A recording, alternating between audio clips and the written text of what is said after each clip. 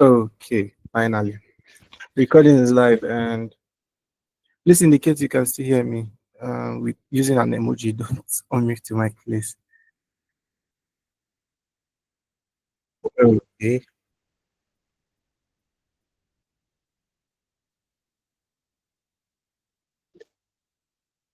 We have 41 people, more than enough. Yeah, plenty is too plenty, safe. So,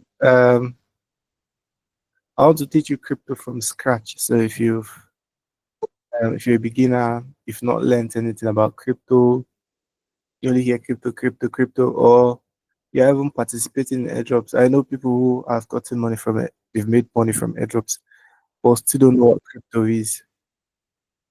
This class is for you. So I'll explain by the end of this class. You should be able to explain to know what crypto is, understand the basics, the importance, because crypto is very important. A lot of us doing it, using it, do not know how important it is. So I explain all of these things to you, and by the end of this class, once police stop you and ask you what crypto is, because they harass a lot. I don't know if you've been in that situation, but man, they harass a lot. So I'll just go straight into business. I'll be prepared. I, I, I didn't prepare a slide, so I'll be making use of old slides. Um, I've spoken at events, so I'll just go there and dig out all of those old PDF files and then present. Okay. So here we go.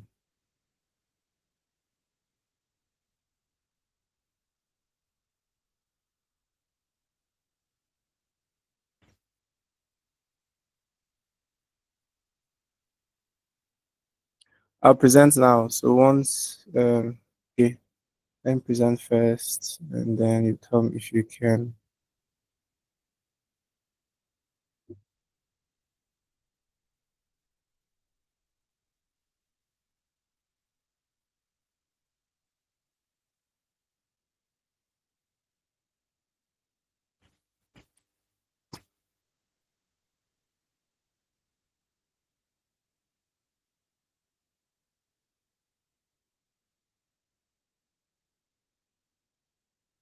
Please tell me you can see my screen. If you can see my screen, just use the emoji. Don't worry, I'll sit, minimize and check. See if, okay. So I'll be coming back from time to time to admit people. All right. Yeah, introduction to crypto. What is crypto? That should be the first question. What is crypto? So crypto did not just start. Crypto is not it's not the first thing associated with crypto. I don't know how to put it for you to understand. There was something that led to crypto. Okay. And that thing is what we call blockchain. You must have heard of blockchain now. People tell you blockchain. It's not something big that you cannot understand. Okay. So blockchain is a digital collection of records. Don't worry, everything I'll tell you today, I'll break it down to the barest minimum that I will make sure you understand. If you don't understand, there will be room for questions. This session will last for around 2 hours also, so don't worry. There will be room for questions. So it's a digital collection of records. It's a ledger, a digital ledger. So what is digital? A lot of you are graduates now and students as well. I should not explain digital, anything that's digital. But then for people who do not know, give it to my words. If for people who do not know, digital is something you can see, but you cannot touch. Anything that you can see, a file is digital, a PDF file is digital, a an online receipt, a picture, your JPEG file now, it's something digital, a A sound record, a a sound clip is digital. So anything that's digital is something you can see but you cannot touch. So it that's for digital. Then ledger is I don't know if you grew up in a background like me. I grew up staying in a shop. And so when I was a lot younger, I was staying in a shop. So if there's a book, you normally write list of transactions now. If you sell something or any big transaction or even small ones, depending on the kind of business, you record it there. That book is called a ledger. Okay, it's called a ledger. That book where you record all of those things is a ledger. So here's how it works. Blockchain. Let's say the blocks. A block is every page, like one page out of that notebook. That book where you record transaction. Remember, I said it's a digital ledger. Decentralized digital ledger. I didn't add decentralized, not to confuse you, but I explained that one as well.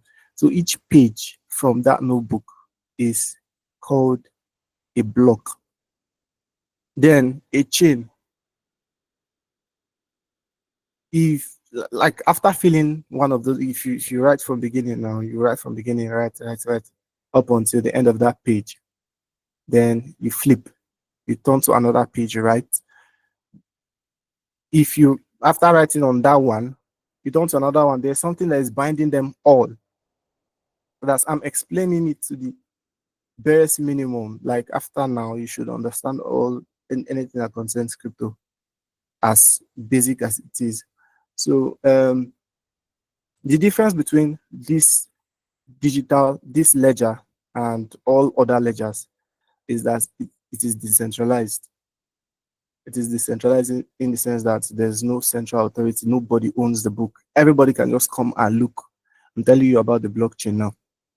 Everybody can just come and take a look at what's in the record and then go. Nobody owns it. So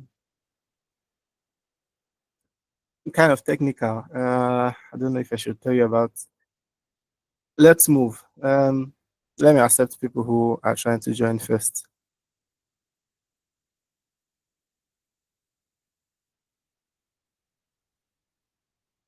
Okay, so the reason why there was need for the blockchain is simple. You don't have to trust anybody. You don't have to trust a central authority. So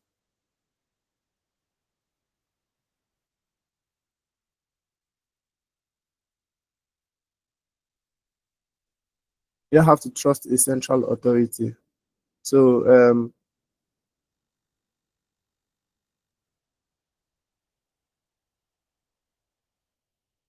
okay.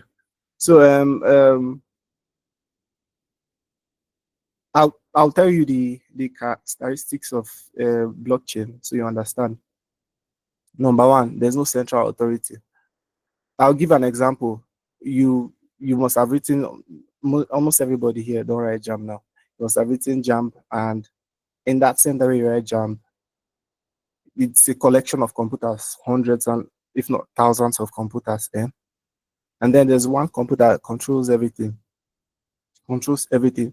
If you want to change, if you want to alter jam questions, any question or CBT from your normal semester exams now, if you want to alter any question or you want to delete, you want to change result, you can just go to that central system and then alter and change anything you want to change. Excuse me. Change anything you want to change, and then it will change for the hundreds and thousands of computers connected. That's because there's a central authority. I'm telling you, because we are driving towards crypto now and why it's important. So if you alter something from that central I think they call it server, I think. Server. It's not hub, it's server, like computer student. So if you change anything, it changes. How about if it's requires voting. If it's in terms of voting, when there are schools that do e-voting now, and they call it quote unquote, they call it fair elections. They are not really fair because all of those things can be altered, so they can be rigged. So, in the case of blockchain, if the application is built on the blockchain, remember, there's no central authority, everybody owns it, and then permissionless. It's immutable. I'm telling you the characteristics of blockchain now. Immutable means you cannot alter anything in it because everybody can see it. Permission is shared. It's kind of technical, man. I don't know how to break this one down, but these are the characteristics of blockchain. Number one is immutable. You can see every record in the blockchain. It's digital now, so you can see it, every record on the blockchain, but you cannot touch it. And well, let me explain. Through crypto, you understand the blockchain. Let's go straight into crypto. I think it's very technical for you. So let's talk about evolution of money before we arrive to crypto, and then you understand this blockchain thing very, very well. Trust me. So in the past, we did not just wake up one day and start using um, paper money now. It moved. There was an evolution. Okay, so we started from, we did not start, I was not there. So they started from trade by barter. You give me this, I give you that. That one had a lot of issues, of course, because there must be a loser now. If I want, you check the person that needs it urgently. If I want, say, let's say I want a pair of shoes and I have 2 bars of yam, big 2 bars of yam, and I come barefooted and tell you I want, if you are not hungry, you try to like cheat me now because I don't need it. You don't need it urgently. Meanwhile, I do. So it was, that system was not just fair at all. And then we moved to gold. They moved to gold. Okay, we moved to gold. I think it's about humans. So they moved to gold, and during that era, gold was heavy to carry. Gold was precious, a precious metal. Whoever brought the idea of gold, that was long ago. Whoever brought the idea, I think, got it correctly, but it had its own issues too. Gold is a metal and heavy to carry. You cannot carry big amount of gold. Okay, and if you want to buy something big amount of money, maybe you have a vehicle, a special or separate vehicle that will bring your money. Imagine coming to buy something and bringing another vehicle to carry the money you use and buy that thing. It sounds crazy, right? But then gold was precious. It's still precious, very important. And then we moved to coins, metallic coins. I'm not sure anybody here used coins because it's okay. There are parts of US and Europe that still use. There's still pounds, not pounds, cents, and what was the small currency in UK? The cents. I cannot remember. So yeah, they still use, and even Africa, some African countries still use coins, though we don't in Nigeria. And then we moved to paper money. We moved to paper money where we still use paper money today. From there we moved to paper money is called fiat in crypto. So anytime you hear fiat, you're talking about paper money. So from there we moved to talking about evolution of money. Yeah. From there we moved to cards and electronic money. Electronic money is normal transfer now, where you use your phone, you send in a matter of seconds or even minutes. The receiver will get the alert. So why am I telling you this? You can see money moved from stages, from trade by barter to gold to metallic coins to paper, plastic cards, and electronic money. This our era, the era we're about to enter, is the era of cryptocurrency. All of them had its own issues. I did not tell you about the issues of, I think I told you, trade by barter had its own issues. Trade by barter was, it was not fair at all at all. Gold was heavy to carry. It was big carrying gold. Gold actually heavy. I know they want you. So metallic coins had its own.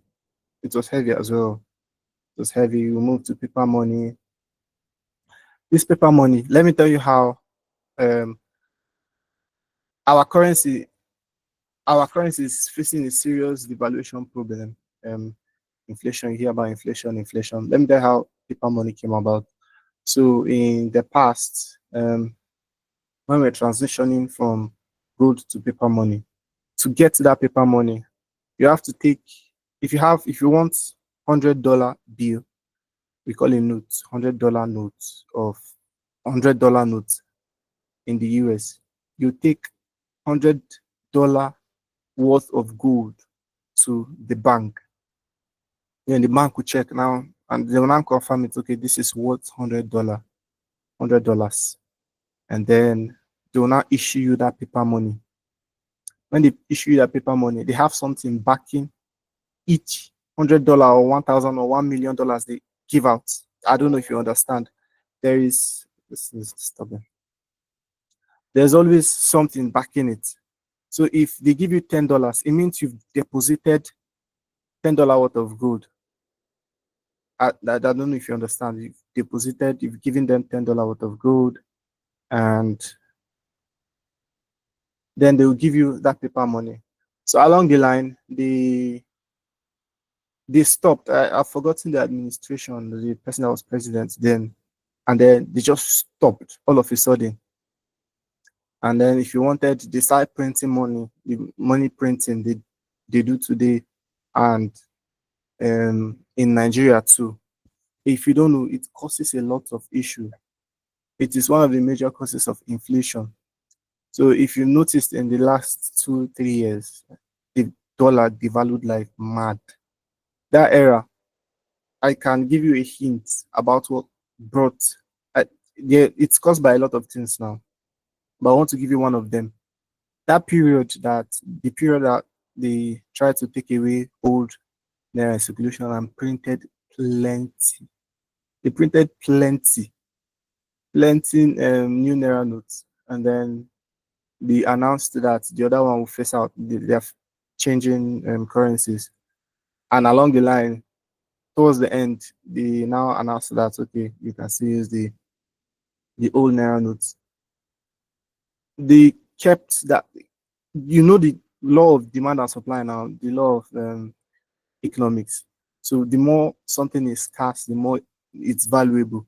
They printed all of this money, and all of them are in circulation. It's just that they shared it among themselves, and then one way or the other, now they will not spend. I spent all of those, both the old and the new money. All of them are in circulation currently, and I'm not even kidding. So in the last 2 years, our naira devalued like mad. As funny as it sounds, last 2 years was 2023. 2023, that dollar was around 400, 100 and something. Sounds very funny. You might think I'm lying, but you can go and check. It was around 400 and something. Today is I think I did P2P recently. It's 1620 or something, go to 17, I think 18. And it's only a matter of time before it goes back there because we are not serious in fighting this inflation. A lot of countries, US are facing their own inflation, but it's small, not like Nigeria. But here in 1 year, the currency can devalue by 30 or 40%, like it did last year, last 2 years. So it's a major issue. That's the money. That's the major one of the issues with paper money. But then I want to talk about a certain type of currency which we are all interested in called crypto. Crypto is the um, best form of money like that there's ever been. We've never seen anything like this. We've never had anything like crypto before. I don't think there'll ever be something like crypto. I'll tell you a lot of things why crypto is important, and um, but before then, let me know you're following. Shoot an emoji. Let me know you're following. Okay.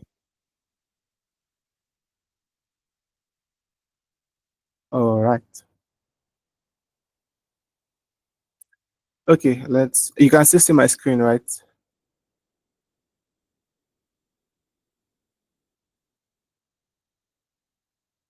Can see. Okay, pennies. Yeah, thanks. Thank you. I did forget. We're going to be here. I think I'll make the recording available.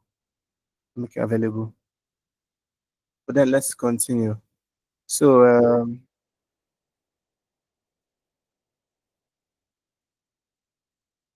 let's continue. So we're talking about crypto. So what is crypto? Crypto is a digital currency built on the blockchain. So it's a digital currency. It's a digital asset that is. It is originally like let us use Bitcoin as a case study. Bitcoin was designed to work as a medium of exchange. Medium of exchange is money, of course. So Bitcoin is a cryptocurrency. Um, I will not give you all of these definitions. Let me just explain it the way you understand. So let me tell you a history about Bitcoin so you understand. Bitcoin was the first cryptocurrency in 2008. Satoshi Nakamoto was the founder is the founder of Bitcoin. Just it nobody knows who that person is. We don't know if it's a person or a group of people. Just popped up and then created Bitcoin in 2008. I think it was launched in January or February 2009. And then it was launched during the global economic recession. I think I was very small then, not very small, but then I didn't know a lot then.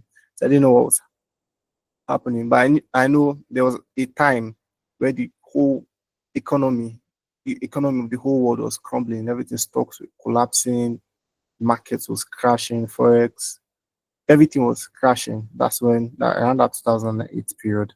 That's when crypto was launched. So why is crypto Bitcoin? Why is crypto Bitcoin and crypto? Why is it special? Number one, it's transparent. All of these things can be related to the blockchain because crypto is a digital asset built on the blockchain. So any characteristic I tell you here, when this English thing is tough, I tell you here, just related to the blockchain. So since this was built from the blockchain or built on the blockchain, it carries the characteristics. That's why I told you you understand here. It's transparent in the sense that once I send you Bitcoin today, if I send you $1 worth of Bitcoin, there's a transaction hash, they call it hash. It contains every detail of the transaction. Just like if you do transfer if you use your OPay to send money, you'd see transaction ID. That transaction ID can be used to trace everything about the transaction. If you want to report a dispense error in your bank, they'll ask for that ID now. The difference is that only the bankers can use the ID. You cannot, if you give me your OP transaction ID now, which I will carry and do. So, but this one, everybody can see it. If you take it to Blockchain Explorer, I don't want to do practical because we don't have a lot of time left. If you take it to a Blockchain Explorer, Bitcoin Blockchain Explorer, I think one of the airdrops we're doing is Block Scouts. I think that's the name. It's a Blockchain Explorer. If you put in an address or a transaction hash, let me not deviate, you see everything about the transaction, the amount spent, the wallet address that sent it, the wallet that received it. You would see the transaction fee, the time it was sent, the time it was received, everything, and how long it took the transaction to be confirmed. Everything about the transaction. It is very, very transparent. That one you cannot cheat me now. There are some people, if there are guy men here now, if somebody want to, if you want to deceive somebody, you want to lie that If you don't have money, maybe you need somebody, and then just ask for the money. I sometimes you just tell the person, "Oh, I don't send them more." The person will complain, ah, you don't send them. I never see them. That way they talk concern you. I don't send them. The person will get proof now. Of course, doesn't have. There's no way you know. But then in crypto, you just request for the transaction hash. That's easy. You'd see everything about the transaction if it's successful or not. Number two is anonymous. There are a lot of people here. I don't know if I no, there's no time. I know rich people here that originally and rich people in that group. Have friends, or you too. You have friends that are very rich. I'm sure you don't even know they are rich. This is because crypto is anonymous. If you send, okay, I don't see why you use case confirm. That if you follow social media very well, there was a time that that was like last year. Okay, some people are waiting outside. You're waiting. There was a time that very dark man received 100 million naira. He didn't use it. And in the end, it turned out it was Don Jazzy. Maybe there's a possibility that he didn't want anybody to know him. Oh man, takes a lot of time. There's a possibility in there's he didn't want anybody to know that it was him who sent it, but it's transferred and your name was show. You get. So if there's no way you can run away from it, if you send that money from the account, the money must like they must know it's you. But then it's very, very anonymous on the other hand, that's for crypto. You can send there are people who made donations of confirm. During that NSAS period, the people who they posted a Bitcoin wallet on Twitter now that they are Ajebodani, they are I think in case something no Reno or something like that. One young lady like that. They they were talking about ways you could send money, and then somebody brought Bitcoin up, and then people started donating. Of course, we didn't know who was donating, and then it was a good thing because the government also did not know who was donating. They froze whole accounts of a lot of people, even files the bad guy that period, and then he couldn't access the money that they were donating up until we started using Bitcoin. That was one of the reasons why crypto was banned, and I'm not kidding you. So they sent a lot of money, and then nobody know who be who now. Nobody know who sent them. The government they were even seeing the money, but can you do anything? No. So it brings anonymity. You can send, you can do transactions. We can for people who DJ like me. Um, we are not here to talk about DJ and Shadow. Ask me about DJ after this class. So you can, yeah, wallets we track.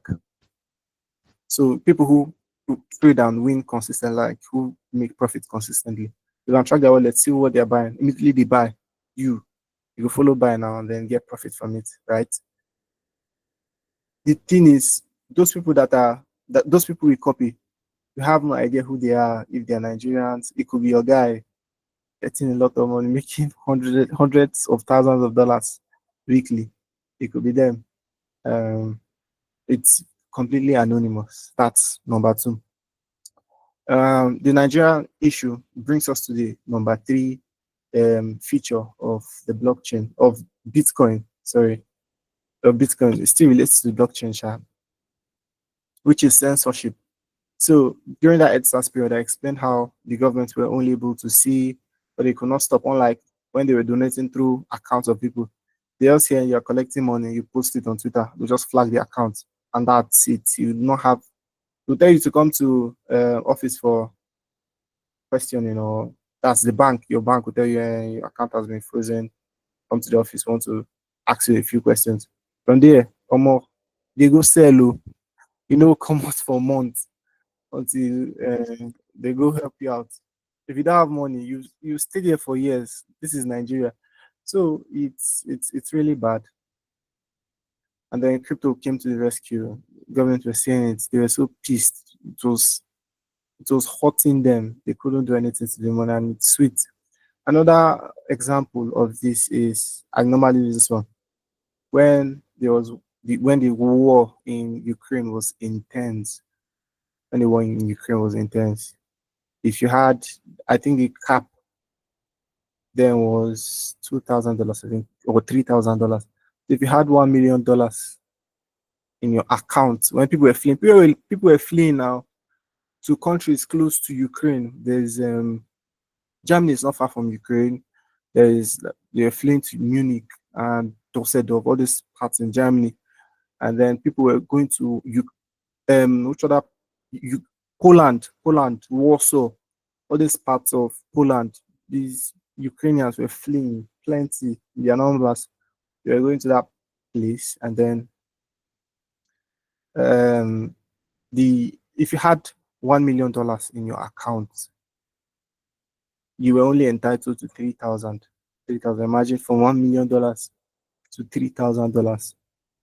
So they were giving up. This is because the government could not pay out, the banks could not pay out. They cannot pay. There's no way. See, if we go to a bank like, let's say, Access Bank now, we tell them to pay everybody that deposited money there, all the money they deposit. The bank will close down. It will not even close down because they cannot pay. They use the money we deposit. The whole idea of savings have now scam because they use the money we deposit to do business, get profit. Sometimes they run into losses, but they will not tell you. So it's like it's kind of a Ponzi scheme, an official Ponzi scheme. I don't know if you understand.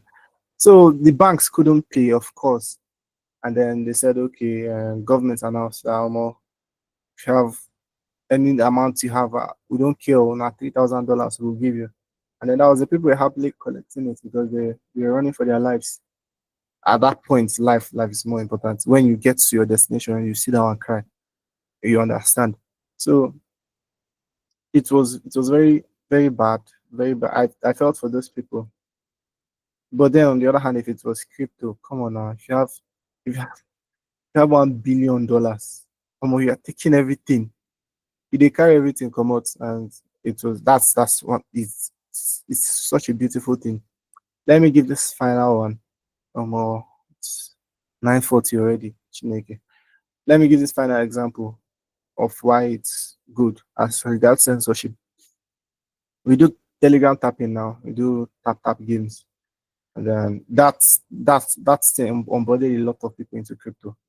And kudos to them.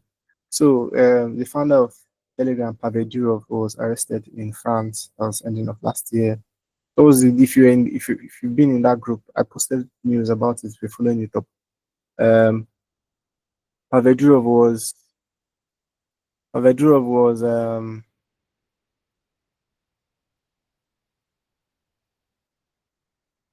Pavel Durov was arrested, and then they froze his account. But man was still living big because my guy's money was in Bitcoin, so he was living very, very normal. They like arrested him in France. He's from Russia. And I cannot remember what took him to France. I think he has dual citizenship or something. I cannot remember. But due to the fact that they want data from Telegram users, because let's be honest, they use Telegram to commit a lot of crimes. Um, what they did was they froze his wallet and trying to pressure him into giving them all the details they want now. He eventually did, but man was not scared at all because he was living normal. Here's my account. Still spend, I still live large, spend Bitcoin. So that's as regards censorship. It's a very, very good thing. Crypto to the rescue. Then scarcity. I talked about demand and supply. Bitcoin at one point there was a time Bitcoin was $1. It was even less than $1. So the reason why we celebrate Bitcoin Pizza Day on 29th May every year, on 29th May, I think it's May. 29th May is former democracy day. It's I can't remember what we normally celebrate Bitcoin Pizza Day. but it was the first transaction that was done with Bitcoin, that's using Bitcoin. Somebody purchased two pizzas, two big pizzas with pizza, normal pizza you eat, this pizza you like, with 10,000 Bitcoins. So don't even think about it because the one is I think the developer is no longer alive. If not, I think we would have been seeing interviews from him and so on. But then it's crazy. It was and it was not pricey. That was the actual amount. Bitcoin was less than $1 at one point. And then due to the fact that it is scarce, there will ever be only 21 million Bitcoin. 21 is very small. And in the end, we've mined 19 or 20 million now. So it's remaining one. When the entire 21 million Bitcoin is mined, what will happen is the only way you can get Bitcoin with through transfer. You buy from somebody peer to peer, you buy from an exchange, but Bitcoin will still be used for them, which will make, in the end, I think last year, by this time, when I was crypto, I told them that the price of Bitcoin will get to 150. I think it was around 30 something, no, not last, or 40 something K. I told them the price of Bitcoin will get to $150,000 one day. Man, I think we are not very far from it. So I think I'll have to predict again the price of Bitcoin. We get to $200,000 one day, one Bitcoin, $200,000. This is because of all of these reasons I mentioned and more. There are a lot of more other features about this Bitcoin thing. So it's very, very important. Very important. So it's very limited. On the other hand, let's check the other kind of money we have now. Gold too is limited, but it's too plenty. Gold. Mining gold is hard, it's difficult. That's why they'll tell you gold is expensive. It's actually expensive. That's the other form of money. And then it should have been better. Gold is another better form of money as compared to this printing. A bank can just wake up one day and print plenty. They do it a lot, and even the ones they do announce, because the way the Nigeria is governed, it's not just us, many African countries and even all of these Western countries. You will not have an idea of what they are doing, but they are doing a lot of evil there. And just come one day and print plenty, then inflation. You don't know the cause, but these are the things that cause it. Okay. So we'll move on to the next thing. And it is borderless. Yeah, I think this one is very important. This is borderless. It's borderless in the sense that you can send money from. I can send money to. Okay, when I was working for, I'm currently jobless. So, but not long ago, I was working for a couple of companies, juggling a couple of jobs. So, if I want to receive payment, some of them were in, last one I worked for was in the US, and then if they want to pay me, just request for my um uh wallet address. God, my wallet address, I try to remember. Wallet address, and then in 5 minutes, it depends on the chain. If it's chain like this test that we're doing now, see Mango Network now, all of these ones, they are extremely fast. Data protocol, very, very fast. So in a matter of seconds, I'm not saying minutes, but then compared to all the other um, form of transfers, sending money, if you want to, if you use the Western Union, this itself is even better. Before you could take 5 working days if you send money, 5 working days, and then the transfer charges too. See now, which chain have we interacted recently? You can use BNB, you can use Solana. Solana is cheap, very cheap. All of these things, all of these chains cost very little to transfer. Even if it's 100K, you can transfer 100K dollars in 1 minute. It's very small, less than $1. But then if you go to a bank, if you carry 100K cash that you want to transfer almost through Western Union's Clear Netel, I think I get the pronunciation correctly. It takes a lot. Like they might take up to 5%. So it's really it's crazy. Crypto is saving us from a lot of things. And then it's immutable. I talked about immutability now. It cannot be altered. Like this Bitcoin now, we cannot wake up one day and say, oh, more. Okay, Satoshi Nakamoto cannot come out one day and say, oh, more. That's this Bitcoin no plenty. Make a add down and then make it 20 million. Out of that 20 million, take the remaining 5 million because Bitcoin is what?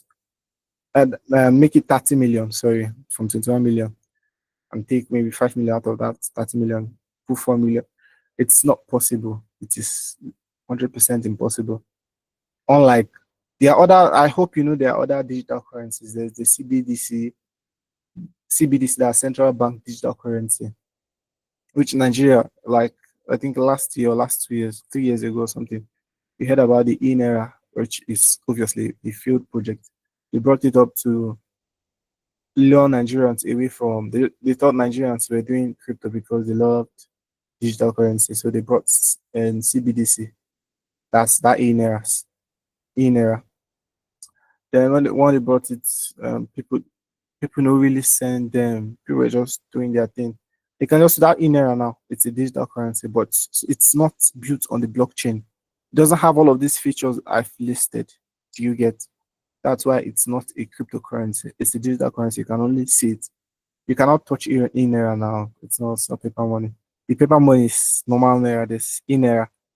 So a lot of just a few people use the shovel and they were advertising at one point. So in the end, okay. Oh, in the end, I was talking about immutability. They cannot wake up one day and add Olusoga Tulu. This guy is not a newbie. I think I've seen this name before. But let me just admit him. So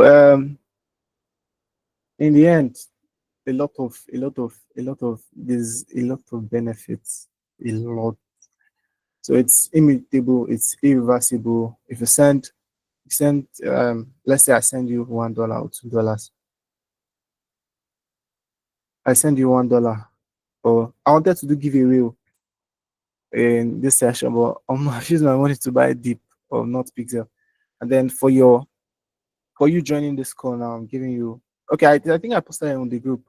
If you have money, just go to the Dust. It's a decentralized exchange using your Tonkeeper, or go to StoneFi, buy not Pixel. The pump will be crazy. So that's one of the benefits you get for joining this. So if I send you $1 now, there's no way it can be reversed. But then it has happened to me, especially when I was in year one. God forgive me, I did not return it sometimes. I think two times or thereabout because when Sapa in there. But then I regret all of those things now, and if it happens, I'll um return it. So you can send money, you can buy something, and then after some time to reverse it. Almost it depends. So if you go to somewhere, if you go to a far place and buy something worth, let's say you bought something worth millions, and then they reverse it. Although the person might go to the bank and lay, but if it's something like around 50 or 100K, and the person chooses not to pursue the case or something, or go to the bank, it's your gain. But then that thing is not it's not possible in crypto. You might see it as a good thing, but what if you are on the receiving end? What if it's your business? What if it's you that sold something to somebody and then the transaction gets reversed? Do you understand? So it's open source. That's one of another characteristics of another feature characteristic of Bitcoin and blockchain too. It's open source. Sorry, excuse me. Which means everybody can see how it was created. All of these things are lines of codes, programming, mathematics, programming. So that's how Bitcoin was built. You write codes Satoshi wrote codes and then left it open. You can go, and we don't have that time. I would have shown you the codes and everything on how Bitcoin was created. So the reason why we have Ethereum and many of this, that they have like over 5 million other cryptocurrencies today, because places like Pump.fun, new tokens are minted every second. So the reason why I have all of them today is that Satoshi made it open source, so programmers can go, and even if you're not a programmer, you can go and see the code that was used to build the blockchain, which is a good thing. And then from there, other applications were built, which is smart contracts, that's Ethereum and all of the other crypto assets. And then let's talk about why it's important to know crypto as a Nigerian youth. I think I've spoken about this already. Is there any need? Probably about how we are facing inflation. Let's talk about Naira now. In 20 in let's not even go too far. Let's say around 6 years ago, let's say around 10 years ago, this 2025, around 2015, the dollar was around one something or two something max, 200 and something there. So if you had let's say it was 200, if you had 10,000, if you had, okay, I'm not too good with math. Let's say you had 200,000 naira now, 200,000 naira, and then dollar was 200. It means you had $1,000 in 2015, right? Now the dollar is around that's $1,000. The dollar is around 1,620 as at what I exchanged today. That 1,620, it may surprise you to know that it is $123. That same 200,000 naira. So there are people who are parents now that are not very, sorry to say, financially literate. Some of them save money in naira, some buy Nigerian stocks, that has shown people a lot of shaggy. Sometimes last year they were hawking it now, buy glue stocks, buy MTN stocks, and all of them. Although all of those things, the growth is very small. That's number one. And then number two is that the naira is devaluing. Do not save your money in naira. With what you're learning today, learning about cryptocurrency, you can see how bad. I didn't know anything about economics, but now I can, not like I know very well, but then I have an idea of how the economy is being run. I did not even do, I studied engineering, and I don't even like the kind of engineering I studied. So I have, like, I didn't learn any of these things in school. It's just basic crypto. And it's not like I start to read. It's just that I'll see news and read about crypto, how it's connected to the economy, and then I'll learn. Just small like that. And I can sit and talk about this is becoming an economic class, but I can sit and talk about how Nigerian economy, this one for hours, because I have crypto taught me this. So it's very important. It's it's very important to know crypto as a Nigerian youth, to understand how you save your money, how you spend, to know how you spend. But me, I know how I I know about crypto and I still spend anyhow. How you save, how you invest, buy USDT. If you don't want to buy Bitcoin that is volatile, buy USDT. That example I gave.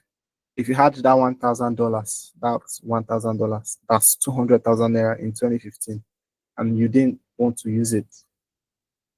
If you had that $1,000 today, it would be,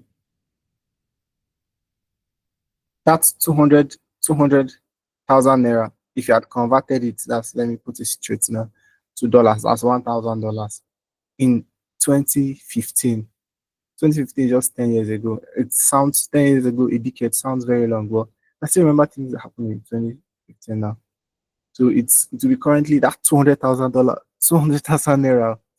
It will be currently 1.62 million naira without doing anything.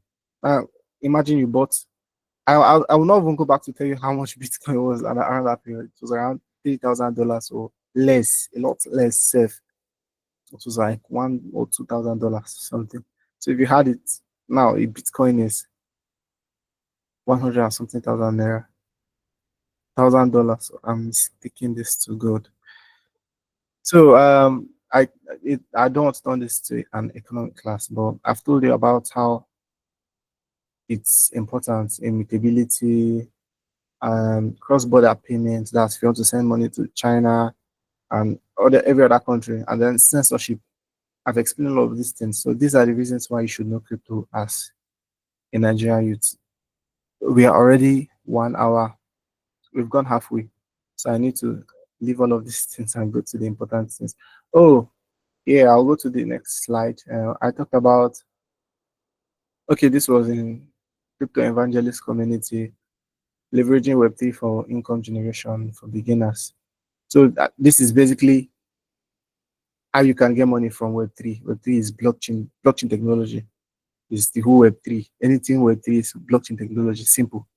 So these are the ways you can get money through blockchain and crypto and all of that. So number one is crypto trading. That's I trade. I do most of DeFi, sports, and then a little futures sometimes, but I mostly get bonds. That's trading. That's how you get money. A lot of people are traders. There are people who are living their normal life. They are married, raising kids. What they do is crypto trading. They don't go to work. Some might even rent an office space so they are sit. Evening they close their office and go home. What they do is crypto trading, sit on a spot and then trade. It's a skill, something you can do, and then life is kind of easier. However, crypto trading community is paid, but then it's not open to you, so I you cannot join. Sorry about that. Then we do DeFi, DGen. I told you how I used severally. I used $20, $30 to go over $1,000 in one night. Extremely risky. But then it's not something you should learn now. You should learn about crypto, stay in it for a while before you can talk about that. So there's crypto mining. Crypto mining is okay. So this Bitcoin now, what makes Bitcoin work? That's if I send you $10 in Bitcoin and then you receive it. Have you ever thought about how it works? You just send it and receive it. You didn't think about how it works. So how it works is that myself trying to join. So I think is it recording, still recording, yeah. So how it works is that there are people we call miners. Miners are people, miners and all these people, all of us that do tap it, they'll tell you mine this, mine that. That's not mining in crypto. Are you get me? Mining. Oh man. Wow.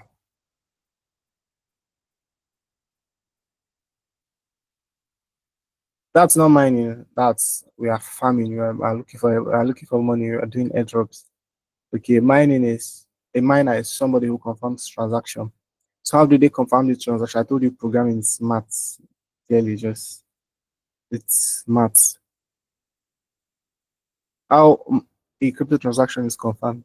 If I send you, there's a machine and there's a miner who has a machine that confirms the transaction by solving mathematical problems.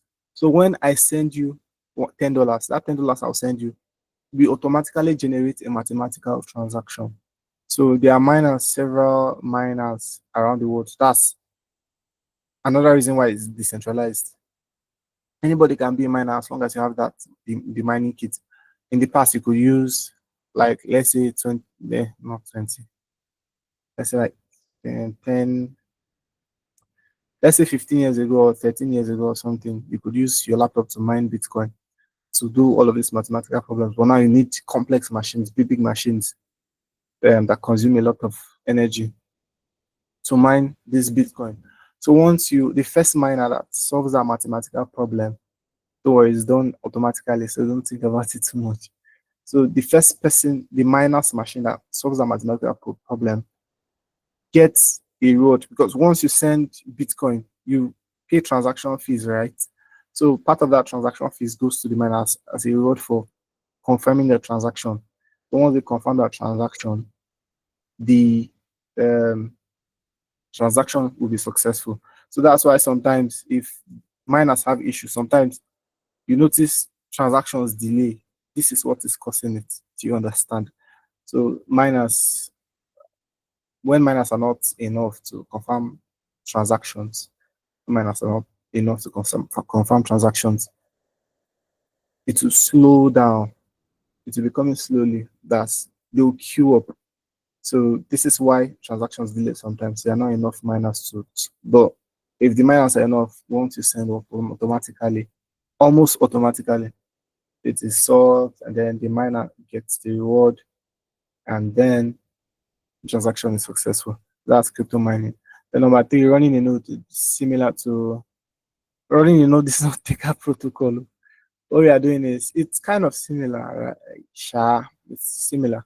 Then you are just they're doing something very similar to mining. It's technical, man. We don't have that time. Building decentralized applications and projects. Yeah. So this one is basically builders, people program. Of course, excuse me. I talked about buying um not pixel. Okay, I talked about buying not pixel. That not pixel, that token we are buying, it was programmed, it was built now by a programmer. That's the Dust or StoneFi, that's the decentralized exchange where we buy not pixel from. It's a decentralized exchange. It was built by someone, right, who wrote codes, or a group of people that wrote codes.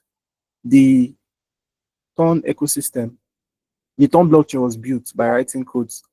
The wallet where you store it, or where you are used to access the centralized exchanges, even the Binance, all of these people are builders. So these people build decentralized applications and projects.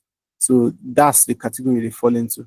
If you're a builder, even you are US designers are builders. Be honest, they're pushing a career. It's, they fall here, yeah, because they design and then people write codes and build it, bring it to life. So all of them are builders, and they build decentralized. That's another way you can get money. Initial coin of an ICOs. I don't wash hand come for because ICOs. They post spit for my face last year. So yeah, I did. It used to be profitable.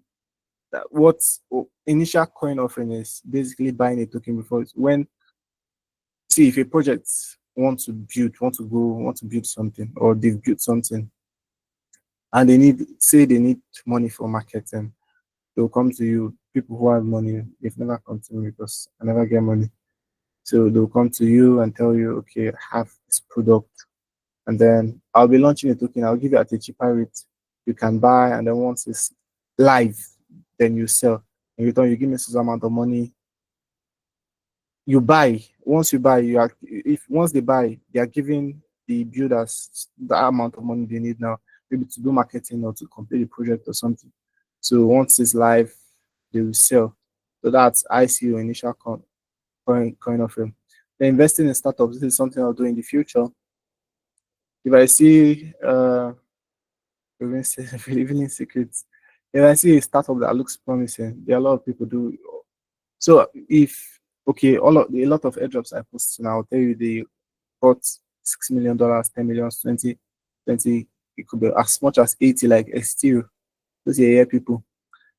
They can get a lot of money from funding, and then this is how it works.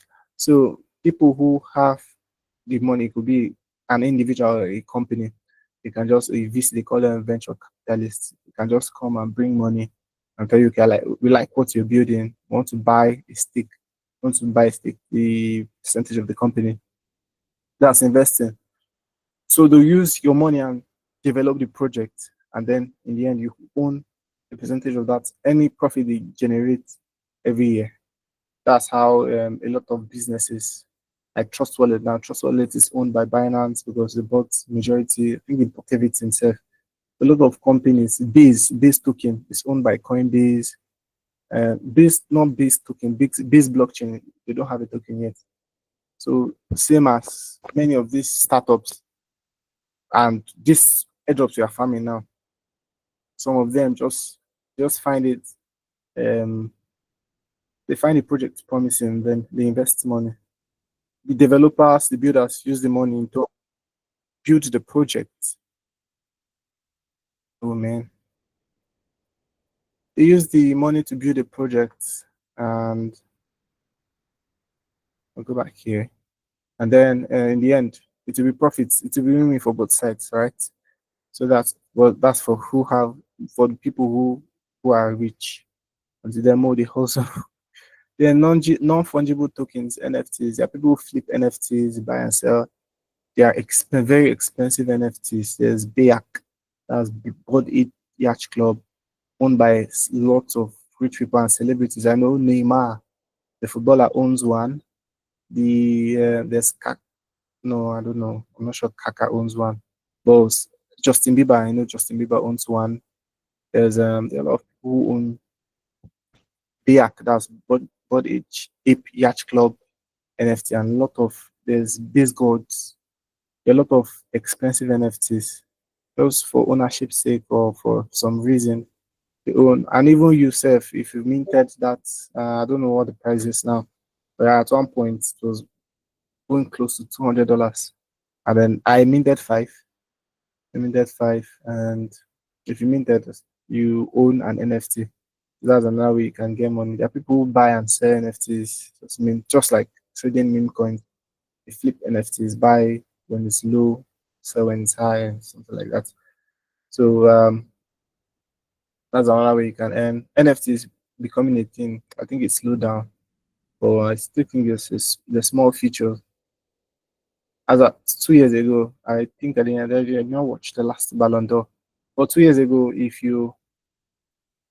if you won an award in the Ballon d'Or ceremony, Ballon d'Or is a ceremony where they give the best um the best players in the world awards. That's best player, best goal, something like that. They will give you the NFT of that award. So like they found it interesting. They found it something worthy. Do you get? So I'm just trying to give you a hint that this is something you might see in the future or something. So provide blockchain related services. This thing I'm doing now is providing blockchain related services. I can teach for there are people who I've taught somebody for $500. This thing I'm telling you now. So it's providing service. I'm giving you knowledge. I'm educating. There are people who educate and get paid. There are people who at one point I was an ambassador. That's marketing. You market. You get paid. People who design. There's somebody who designed Trust Wallet or MetaMask. We use a lot in AirDrop. Somebody who made that logo, designed the logo. That's a designer. Person got paid. People who brought it to life, who wrote the codes, they got paid. This is providing blockchain related services. And people who organize events, blockchain events, they know how it works. So they do it the best way. Then they get paid. There are people who print merchandise, merch. They get paid. There are a lot. Community managers. I used to be a moderator. Though I was a moderator when I was in 40 and when I was in 40 year in the university. I was a moderator. I was only going to classes that period. So I was a moderator for exterior. Even though my working hours odd, I was working from 7 p.m. up until 3 a.m. every day. So I was getting paid a lot of money. That's why I did it. So you will get that was a few years ago. You could get paid for offering your normal services in blockchain, anything. So that's it. Number 9, yield farming and liquidity provision. Man, this one is technical. Let's keep it. I think you should read about this one. Just it's like staking. Okay, good. Like your fixed deposit. If you put 10 million naira on fixed deposit now, they kind of they'll give you a kind of high return, maybe 2% or 3% annually, or even 5% self annually. So you get 5% of 10 million is 500k now, I think. I'm not saving math of 50k or something. So if you put it there, you sign the agreement, they take the 10 million. Even if you're crying, if you sit down, if you go back, go sit down for ground and cry, they'll not give you that money because it's stake. So that's how this one works. So you can stake and then on DeFi platforms and then you earn for staking, keeping your money there. So that's blockchain based gaming. That's what Exterior are building or we're building. I don't know what's wrong now. Well, there are a lot of people like Cheddar. I brought Cheddar to the community now. They told us how you could play games and earn money, something like that. There are people who do it professionally. It's just that the NFTs you need to start all of those things somewhere. You might purchase NFT worth like $3,000 or $5,000. That's some of them the in-game character. That's the the character you used to fight. It's mostly fighting games now, NFT games or adventure. That character, you buy the NFT and then you play the game and then any rewards, something like that. Do you understand? So airdrops is 11th and last. Airdrops is what we're doing with Tiago mostly. So we are doing airdrops and I'll talk about airdrops. But before then, let me check up on you. If you have a question, please indicate. And then also tell me if you found what we've done so far interesting. The airdrop part is also interesting, Sha, so you understand what we are doing. So if you have a question, raise your hand and then I'll select. Once I pick you and tell you to unmute, just unmute and go straight to the point. The question, please. We don't have time. I think we'll be done before that to ourselves. So if you have a question, raise your hand. If there's something I've said you're not clear with, just tell me, raise your hand and I'll let you talk. You kind of blend almost 50. So no question. Okay. Super Dison. Thank you, Dari Emmanuel. Can you unmute and ask the question you have? Can you unmute your mic? Just tell me on the comments if you can unmute your mic and ask. I think I will unmute you.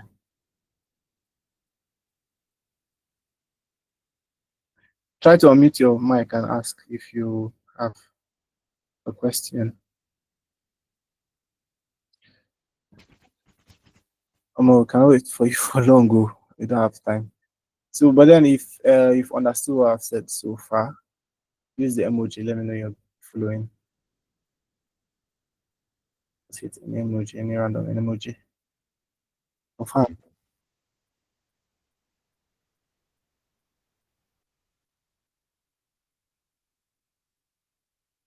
All right.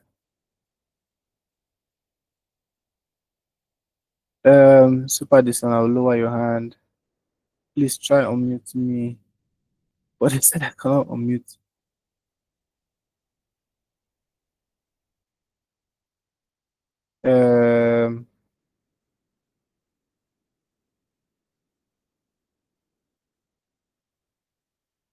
There's this click on the unmute button on your click on the unmute button on your call. Okay, let me use Admira. Admira should understand this. Admira, can you unmute your Can you explain more NFTs? Or more NFTs is a course on its own. I cannot. Okay, you've unmuted your own. Okay, let me try. Let me try now. It should work. Oh man, it's terrible. Just if you have a question, please just type it. I think it's better that way. I will respond. They just type it on that chat. This place. John Onuzo says, "Please, can you explain more?" And I can't. I just give you an idea of what it is, and then you can take it up from there. You can maybe I'll find resources. I can help you find something that'll make you learn about NFTs the best way you can. Okay, so it's the best I can do. That's a course on its own, and I don't really get that time. But then it's good you learn about it. I like that you're showing interest. Super this please try and type your question. Um, Session is very impactful. Oh, thank you, Kusi Sichi. Hey, the first time seeing this name. Animezy. Um, Declan Jacobs. Why can only 21 Bitcoin be mined? Why can't it? Oh more? You have big eye. You come on. Well, the thing is, the time Bitcoin was programmed, it was code. It was programmed. They programmed it to have just 21 million Bitcoins in circulation. Some tokens are a lot more. That's meme coins, like something like not Pixel has 250 million. There are tokens with billions and millions, billions, and even trillions, like our favorite. You remember Tomato the airdrop? We started. So I saw that the video moving, it was not going to end well, and I had to quit. I think I did that early, I think ending of July or something. But then that token had billions of supply. I think 1 trillion or 2 trillions, something like that. 2 trillion. It's the way it's programmed. They've already said it in the beginning. Okay, let's have this amount. There are tokens that have less. For example, this Kinto airdrop we did, Kinto that gave us 1K each. It will launch this year, this first quarter, I think.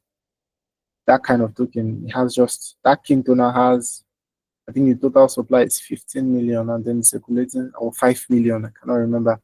Circulating supply is small as well.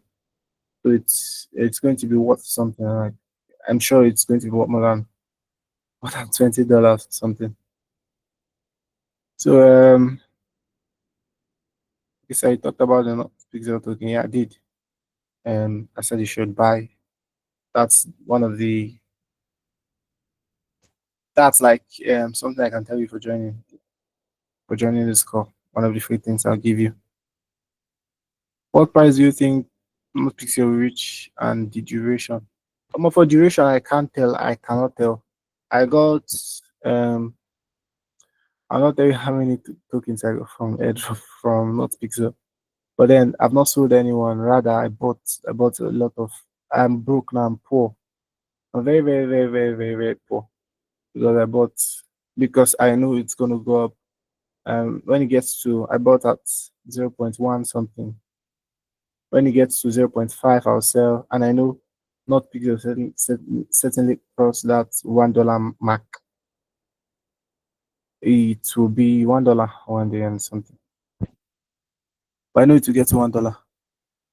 I don't know when, but it could take 2 weeks, could take 3 weeks, could take 1 month, but I know it will cross.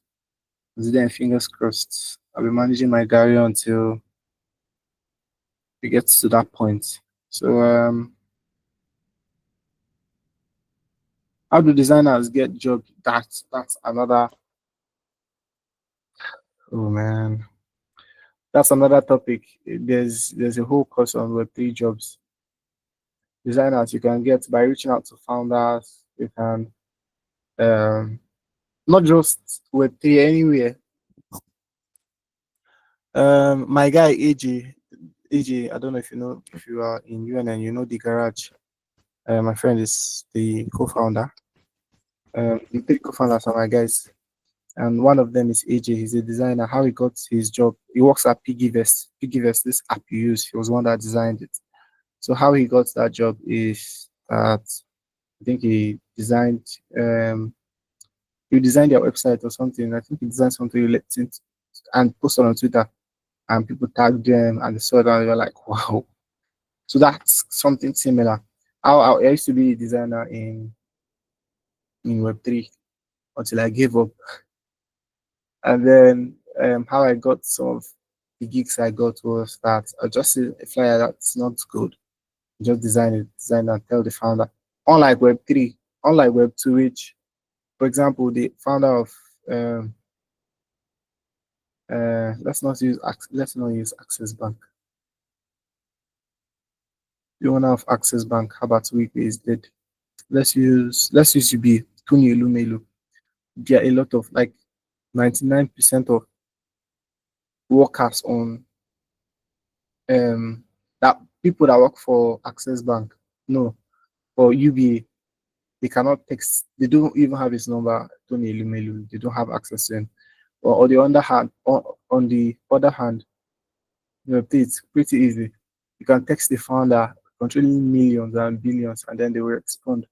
You can tag CZ, that's founder of Binance, find your tweet. Um, so if you find it interesting, you might respond or something. Founder of Ethereum saying these guys are easy to talk to, relate to, especially on Farcaster. There's this app where we are in. If by the way, if you have that app, send me a DM after this call, and then you get added to a group where we have discussions. So you can reach out to them. They can see your post. If they find it interesting, they'll comment. You can speak to them, reach out agreements. You can reach out to these founders there. Tell them, "Ah, I can do this here. Here's what I've done." That's your CV now. That's records. And then if they deem you fit, you might get a role. So that's it. You have to be quick. It's 25 minutes gone already. So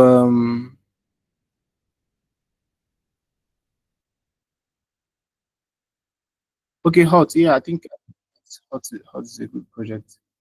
Uh, but this is my personal opinion. It's just my personal opinion. I don't decide for the team or I'm not a financial advisor. But personally, I think I didn't do it. I didn't do it, but hot for me is a good project. Okay. Then uh I haven't seen not pixel in the market. Hey, man, I need to teach you how to use decentralized exchange. It's not on centralized exchange. There are two exchanges: the centralized and decentralized. Centralized exchange like Binance, Kraken, OKX, Bybit, Huobi. That's it. HTX now. Huobi, KuCoin, Gates.io, MEXC, and Co. And then decentralized exchange like Uniswap, PancakeSwap, um, Iridium, that's on Solana, and Co. All of them. Do you get decentralized exchanges are then you can only find for now you can only find not Pixel on decentralized exchanges on Ton ecosystem. There are two big ones, the Dust and StoneFi. So you can use YouTube as well. You can use YouTube and search on how to buy a token on decentralized decentralized exchange, and then they'll show you how to do that. But it's something you need to learn. It's important. As long as you do crypto, you know how to use it. And I think there are a few more. You said you were a moderator next to you. How did you get? Yeah, I got it through. I got it through a friend. He's Chinese, so I was just like, "Cool. Would you want to work?" I told him which work. This moderator.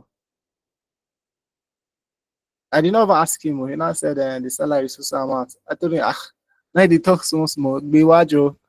I told him to bring it. So I started doing it. The time was not favorable. It was supposed to be for an Asian because night till morning. It was not supposed to be for my time zone, but when I did it, I needed the money like mad. So yeah, crypto mining. How can someone become a crypto miner? You better leave that thing. It's for countries with stable power. All these countries with stable power because it has to be on. It doesn't go off. There are people who use solar, and I don't think it's to set up that thing. 20 million, 30 million naira cannot set up a crypto miner. That's a Bitcoin miner. I'm very sure. So, bro, free and move the hustle jobs for now.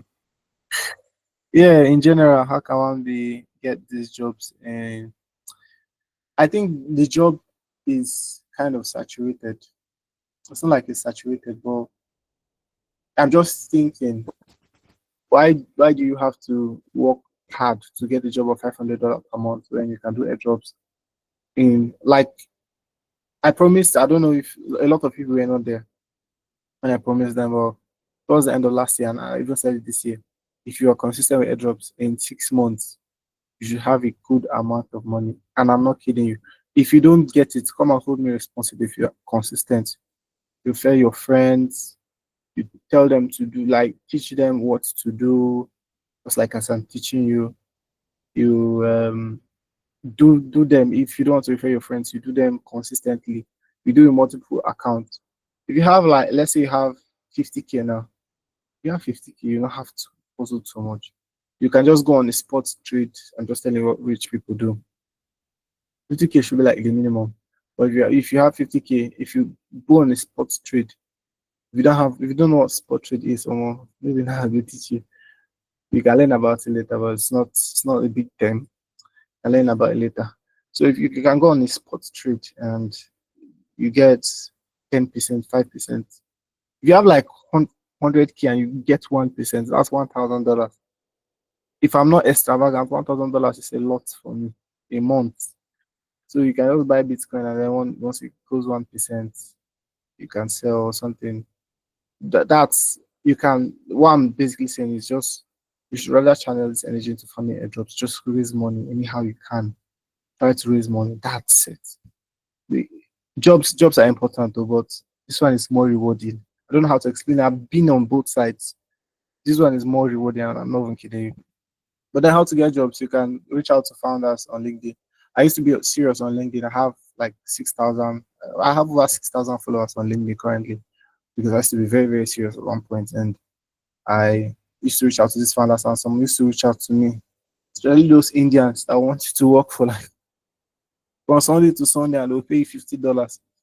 So these guys, they are there. You can reach out to them on Twitter, and just like I said, for that designers, you can reach out to them and tell them you're community manager or you're a moderator. But these roles are kind of saturated, and now they've lost value. Just I think you should focus on raising money through airdrops. So this one says clarify what you said. We should go get on Keeper as your giveaway. No, nah. I said I no do giveaway now. I don't get money. I am poor guy. I'm poor. So moderator.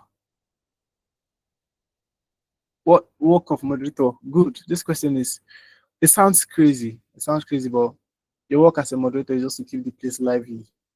Those things you do for free in your family group, your church WhatsApp group, your class WhatsApp group, just to ask.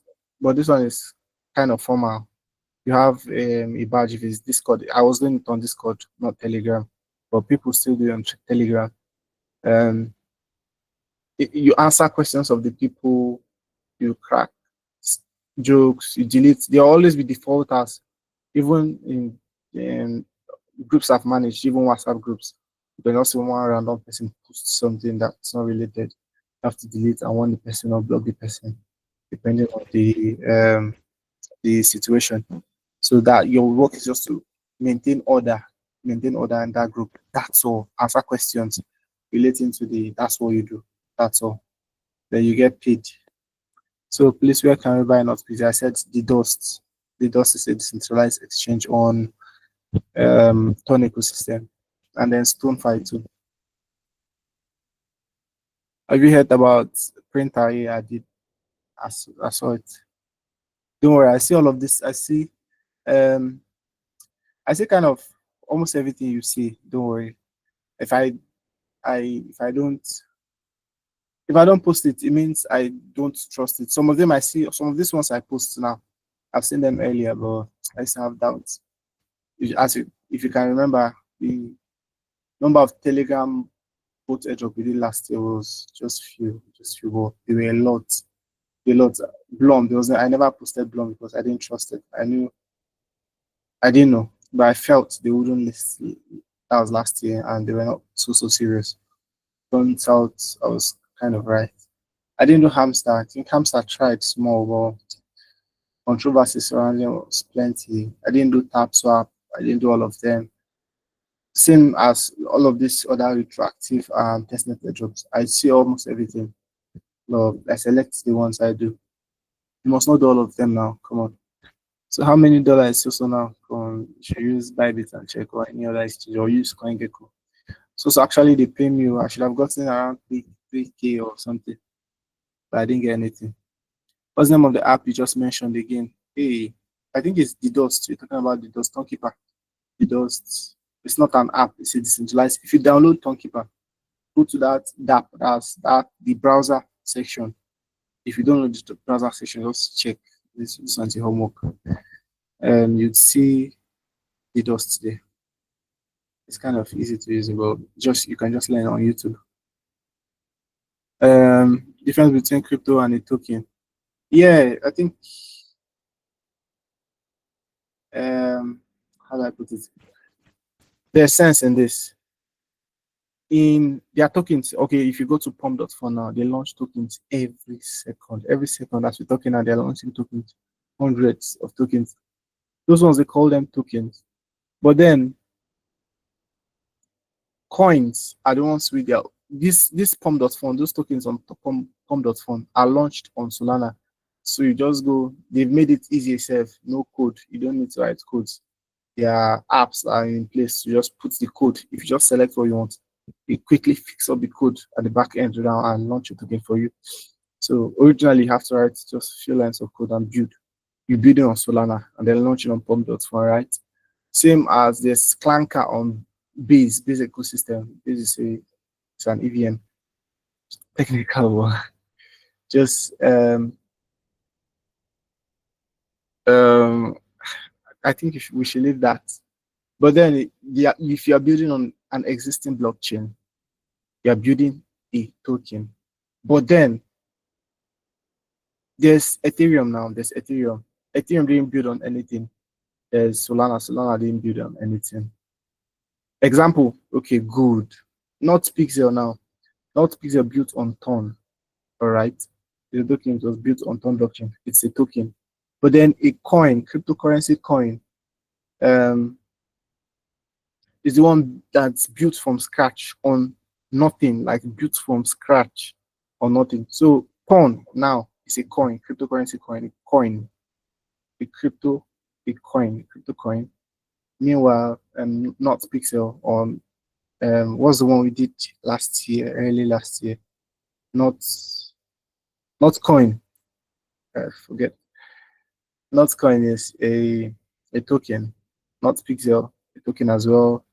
There are several others. Hamster Combat. I think it's Combat or Hamster. That's the token ticker.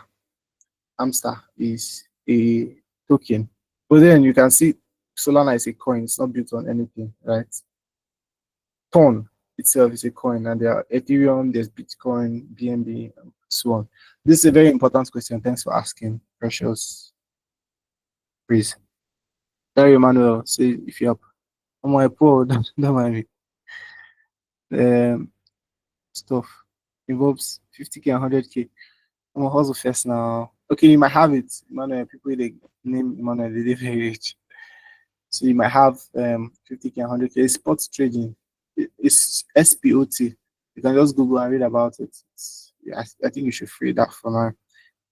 Social media where you said, okay, Wapcast, it's Wapcast to join is, I think we paid around $4 or something. there are airdrops there. We got a few airdrops. It's an entire ecosystem itself. Founders of Base, of Coinbase, of Ethereum, they are active there. You can be speaking to them or something. It's it's a very boring place if you're not a builder. But then if you're interested, you can just download it, register, and then send me a screenshot to proof that you have the app, and then I'll add it to the group. The group is just a subgroup of this our normal group, Crypto group, but that one is normally open. I'm kind of trying to filter the kind of people that are there. Just but don't pressure yourself if you don't have the money. Don't worry, it's not very serious.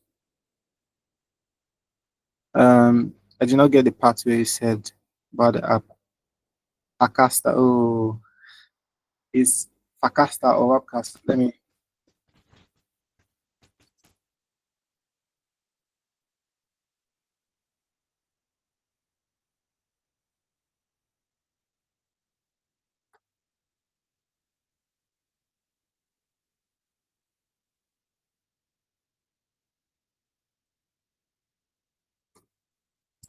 So yeah, it's Facasta or Webcast. So I just have to talk about airdrops, please. We're running out of time. 39. Let's see how fast we can go. So airdrops, this is the last slide. What are crypto airdrops?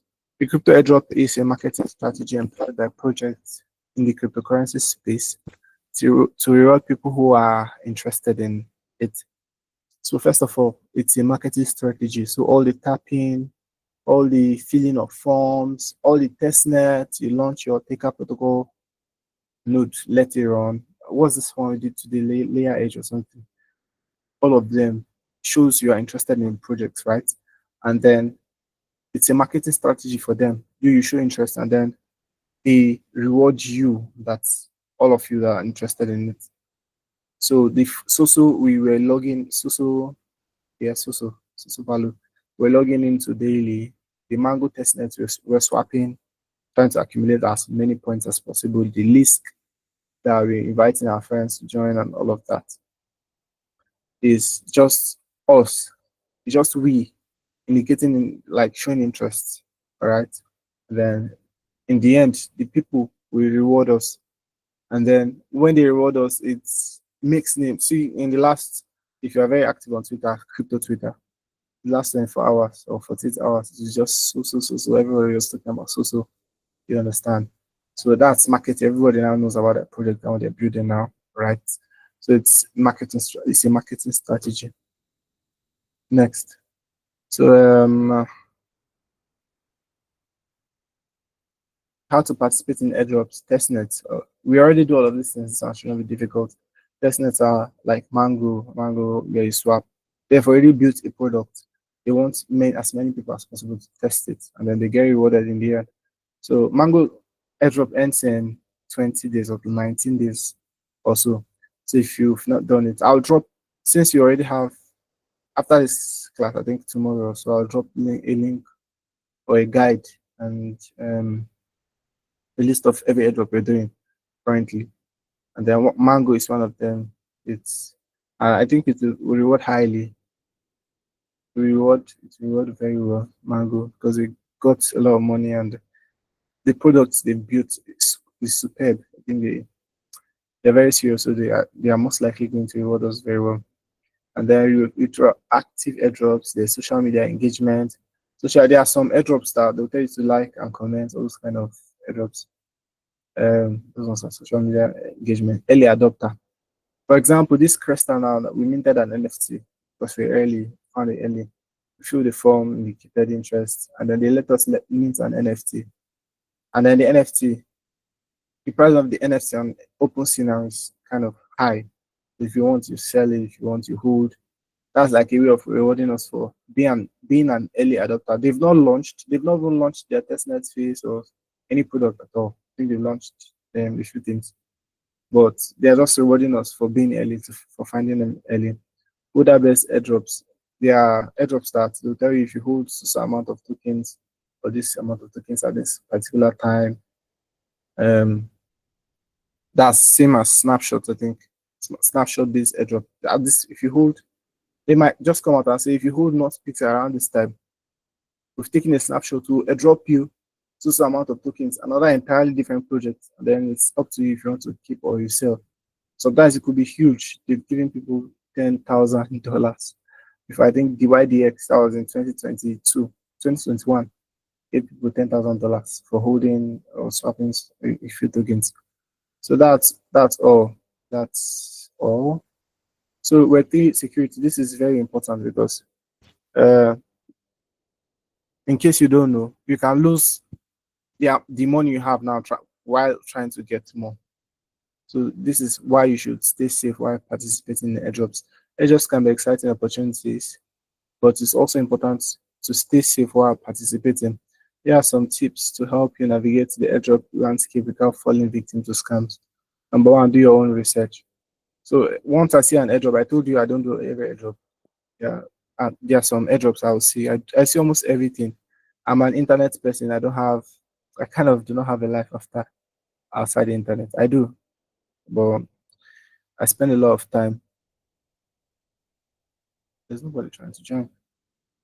I spend a lot of time on the internet, a lot of time. Anytime you see me, I'm always using my phone. It's kind of bad, but then I'm an internet person. I don't think I can change that. So if I see, anytime I see all of those airdrops, I do my own research. Who are the team behind it?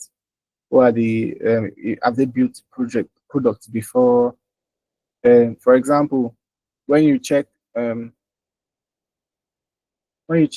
let's use Trust Wallet for an example. I want to start saving money. Maybe get a lot of. We all get big money. So that period we get big money. You look for like a good wallet to save your money, right? So if you check Trust Wallet now, who are the team behind Trust Wallet? All of those kind of questions are what you ask. So you can decide if you'd use the Trust Wallet or not. If they've created something that was not good in the past and then people regretted all this, scam people in the past, you're not saving money on Trust Wallet now. I'm using a physical product as an example. I already told you the owners of Trust Wallets are Binance. It's Binance are the owners of Trust Wallet. Okay, so CZ is a well-respected person in the space. Almost everybody feel very comfortable saving their money on or saving anything, their crypto assets on Trust Wallets, right? So that same also airdrops. There are airdrops that people have launched airdrops in the past and scams. Yeah, for every one airdrop that rewards, there are like 50 or 100 that didn't. So in the end, you have to keep. It's a lot of work actually. Doing your own research was very important. If you do your own research, you learn to do all of these things. You not fall victim to scams. And secondly, number two, always verify website links. For example, you can see, I'll not use Binance again, I want to talk about Binance. You can see Ticker protocol, let's say this Ticker protocol website now, we go to mine every day.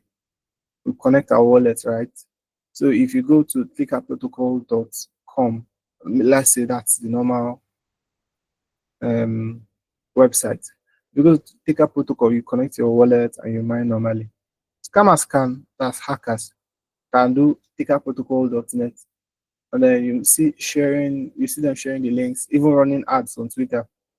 Sometimes tokens that have been claimed, like I claimed Jupiter this week. I claimed Jupiter airdrop. That's an airdrop on Solana for if you used decentralized exchanges on Solana last year. The minimum volume was $800 or something. If you used Solana last year, you claim it. So even now you can still see links telling you to claim, and it has closed. I think it has closed or something. You can still see people telling you, like running ads telling you to click this link to claim. If you click it, you might see Jupiter. If it's jupiter.com, they might change it to jupiter.net or JUPI instead of JUPITER. You might see JUPIITER. All of those small details are things you should look out for. Very, very important. And then this, wow, okay, you can do with this. If you look here, okay, it's not here. I cannot show you. Sorry. But then it's just ensure this. If you look somewhere around here, there used to be a padlock icon. It means the website has, I'm not a developer, but there's something they call SSL. If a website has a SSL certificate and then something else, it will have that padlock icon. If you check facebook.com or google.com, any website, they show you that. It's telling you that anything you type in, they are not receiving on back end. But if it doesn't, it might have something like a warning sign telling you that anything you type here, they are seeing it at the back end. That's what they use. There's what they call phishing. That's some people tell you they hacked my, especially Facebook or Instagram. Most of those things are phishing, or most of those hacks, those things they refer to as hacks are phishing. They might show you something, or you might see, oh my God, see this now. You click the link. It will not take you to Facebook.com. It might take you to a random domain, something, but it looks like Facebook. They designed like Facebook. They want you to put your username and password. If you don't have two-factor authentication enabled, you might just put in your details and then that's it. You save it at the end. What I'm saying is verify the links you click, website links. You look at it very well before you click. So number 3 is beware of urgency and scarcity. So some airdrops might tell you, they might promise you heaven and hell and tell you do this now. I remember that was one of the things about Tomato. It was one of the red flags. They became desperate. They'll tell you you need to, this person joining now. You sure say you'll get anything. Come back here.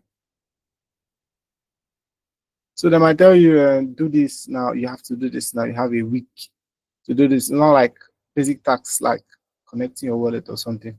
They might tell you, you have a week to deposit some amount of something. It's pressure you. Some will send you emails. All those kind of things. Do you get? All those kind of things they are the red flags. They are the red flags. They are pure. 2250. That's 1050 or more. I think this is. I should just round up. So draw the curtain. So beware of urgency and scarcity, and never share your seed phrase or private key. Any airdrop that will tell you to put in your seed phrase of your Trust wallet or your MetaMask or your BitGet wallet, all of these other wallets, or your Rabi wallet, all of them run away. They're scams. Oh, red flags to watch out for projects. Unrealistic promises. I talked about this. They'll promise you heaven and hell. There's an airdrop that promised iPhone 15 Pro Max last year. I was like, like iPhone 15 Pro Max, you don't promise me okay. And people were doing that. I was not like, bro, there was this Islamic coin that promised how much. They'll tell you that's another red flag. They tell you we are giving away, we'll give each user some amount of money. I think you should run. Most of those airdrops are scams. Suspicious requests. Some will tell you to use your use their logo as your profile picture. I've stopped those things on prices project like that. These are logo as your profile picture. I know they do. Poor grammar and spelling. Some of them might be your boys, not the small boys. They might be with us here in Ikorodu. I tell you, you might read the English, the grammar. This one no gel. Who they write this kind of thing from their Twitter and maybe the website, that's if you experience, how they use words in crypto now. So these are things you should look out for. Young domain age. This one's mostly for developers. There's this website, I cannot remember. I've forgotten a lot of things. But there's this website you use to check domain age. You check when they bought domain. If a project wants to do an airdrop, Like for grass now, if you when grass bought grass, I think their website is grass.net or something. Grass.io, get grass.io. Yeah, I remember.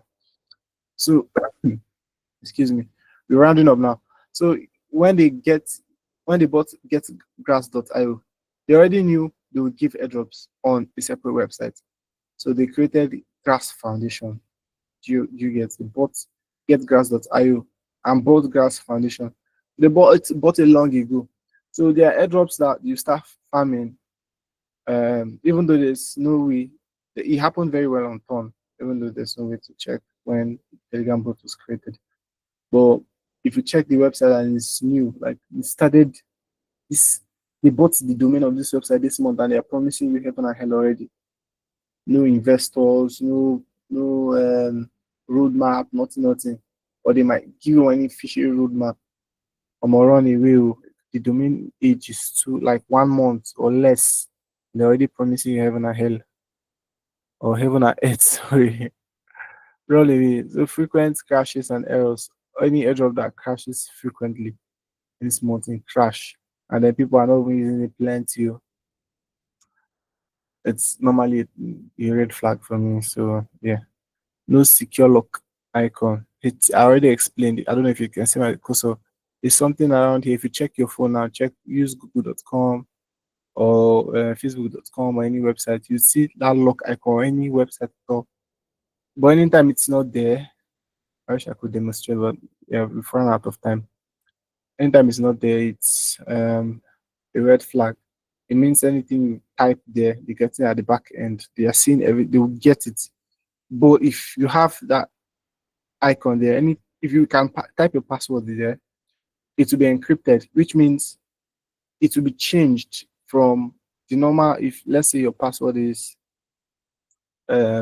easy, let's say my password is easy, that's my surname. My password is easy. If I type in easy on that website, that encryption, what it does is it decodes, it changes that easy to random characters. It will tell the part of the web that I typed easy, right? But what the people that have access to the back end sees is something very different.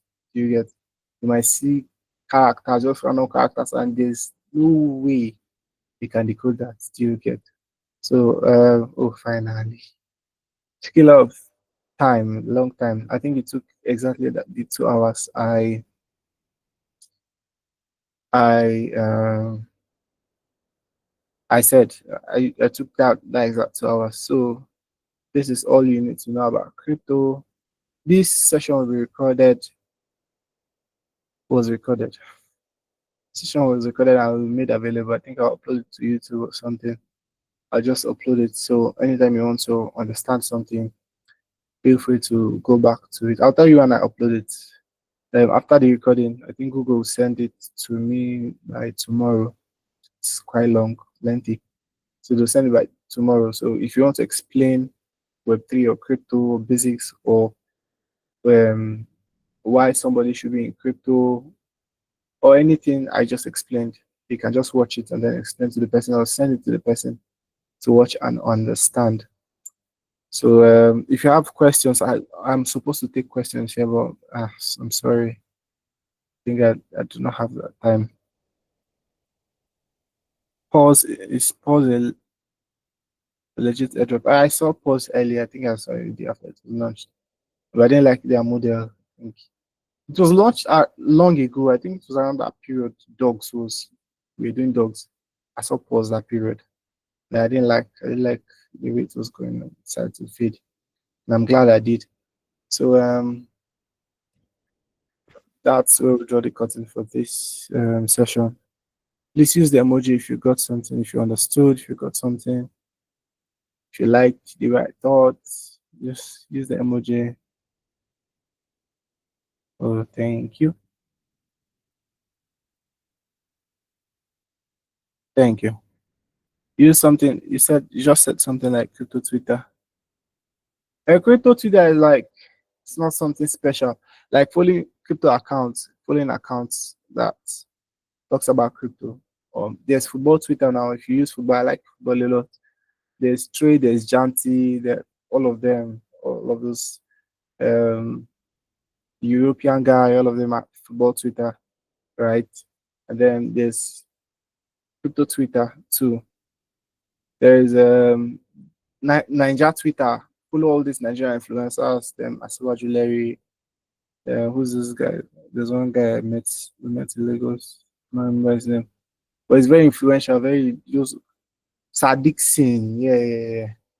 Sadiq Singh, very influential, right? Very, very, very influential. So should I take questions?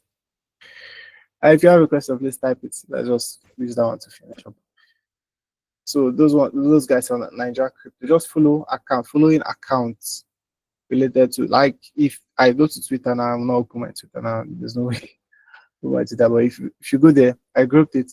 If I want to see just football, I'll click on football Twitter, and then I'll see just football, football, football.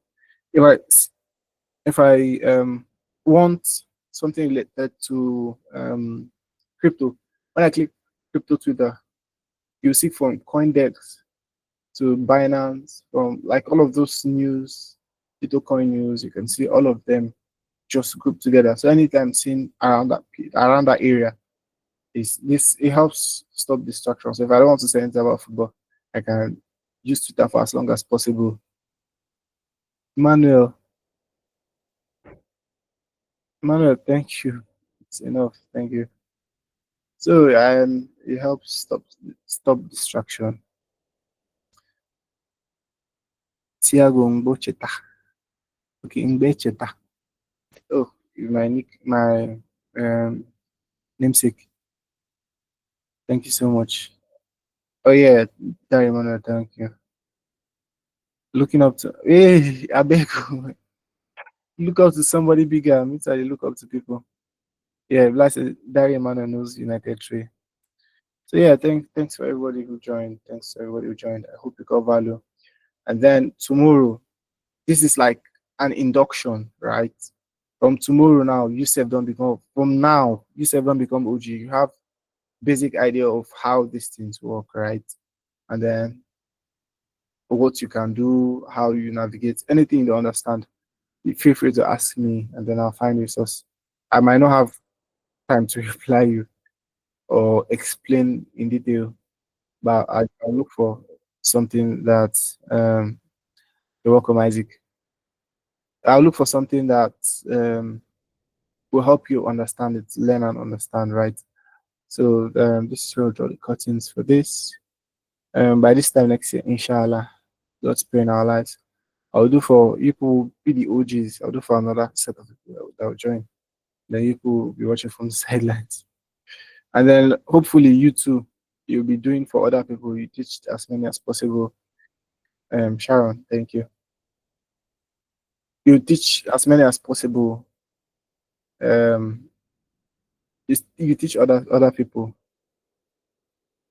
about crypto and then why it's important. A lot of people need to learn. They need to understand why it's important. It's growing the ecosystem, growing you in as a person, in knowledge and all. So finally, if you want us to be friends, send me a message. So I'll save your number. Nothing special really, just to view statuses. And I'll use it to remember you, right? Just send me a message and tell me your name, and that's all. Understood crypto properly all these years. It's not a big deal. Thank God you do now. And don't stop here. You can learn more about crypto. You can learn a lot. I just brushed it. You can learn a lot and understand. The more you learn, the more you see lapses in what we do day to day. You get. So that's all. And send me a message if you want me to save your number, and I'll save your number and then save mine as well, so I can be familiar with people in my community. Thank you and have a lovely night. I'll end the recording here.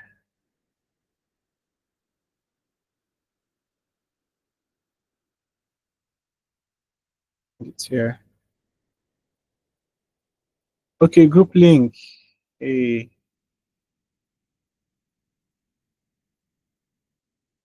Um,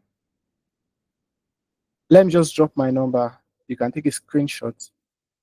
Um,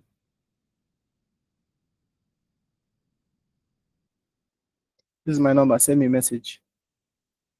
This is my number. 0906017651. Send me a message and then I'll send you a group link. I don't know how you got. Somebody shared the link maybe, but the group is mostly airdrops. Then any tech news that might affect our day-to-day activities, but they're mostly airdrops. So that's all. Then take a screenshot and send me a message. I'll send you a group link. Just tell me your name if you want to message me, please. And I might not respond until tomorrow because I have plenty. But just be patient. I'll respond to everybody. Okay, you got it from a friend. Oh, your friend is a good friend. So thanks for joining in and have a this recording will be made available tomorrow and I'll post it on the group when it's on YouTube. Good night and have a lovely night's rest.